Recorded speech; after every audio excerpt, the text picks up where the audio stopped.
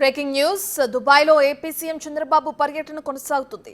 CII partnership summit road షోలో CM పాల్గొనున్నారు. Road షోకు UAE దేశాలకు చెందిన వివిధ కంపెనీల ప్రతినిధులు హాజరయ్యారు. ఈ సందర్భంగా రాష్ట్రంలో పెట్టుబడులకున్న అవకాశాలను వివరించారు సీఎం చంద్రబాబు.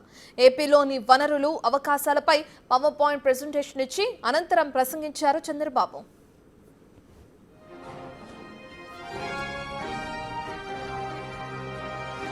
దుబాయ్ దేశం టెక్నాలజీని అందిపుచ్చుకుని అభివృద్ధి చెందుతుందన్నారు చంద్రబాబు.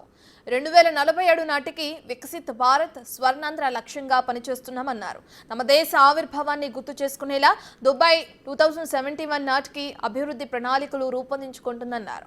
భవిష్యత్ అంతా ఇన్నోవేషన్లు, వినూత్న ఆలోచనలదేనని పేర్కొన్నారు. అమరావతిలో గ్రంథాలయ నిర్మాణానికి 100 కోట్ల రూపాయలు విరాళం ఇవ్వడానికి ముందుకొచ్చిన శోభా గ్రూప్ కు ధన్యవాదాలు తెలిపారు. తాను శోభా గ్రూప్ ప్రతినిధులకు ఎప్పుడూ కలవలేదని, కానీ ఏపీకి ఉన్న క్రెడిబిలిటీ వల్ల విరాళం ఇచ్చేందుకు ముందుకు రావటం సంతోషకరమన్నారు. వచ్చే నెల 14, 15 తేదీల్లో విశాఖలో జరిగే పార్ట్నర్షిప్ సదస్సుకు రావాలని వారిని ఆహ్వానించారు.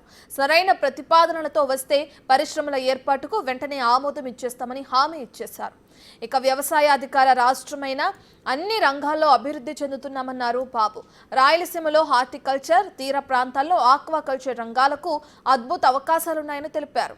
ఇక గివ్ బ్యాక్ పాలసీకి మేము అమలు చేస్తున్నాం, అందరూ ఆ పాలసీని అమలు చేయాలని కోరుతున్నామని పిలుపునిచ్చారు చంద్రబాబు.